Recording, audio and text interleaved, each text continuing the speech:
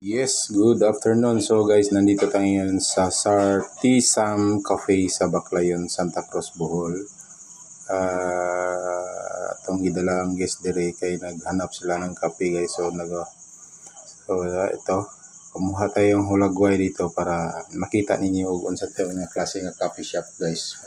So ayan, bumaba tayo guys, tapos papasok tayo, susunod tayo sa ating guest. Andun na sa loob. Tingnan natin yung loob kung ano talagang meron dito. So ayan, nagpakita ko sa inyo. Ayan. So napakaganda, matahimik guys. So konti lang ang guest nala.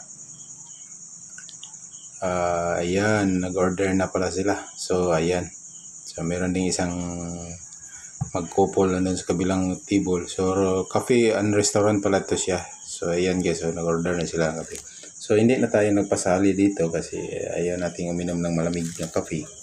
So ayan, pakita ko sa inyo. Sana po inyo i-share ito at i-follow guys. Subscribe ang ating videos at kamo din makapunta dito sa Maong Kape. Itong kapehan na ito, coffee shop sa Baclayon.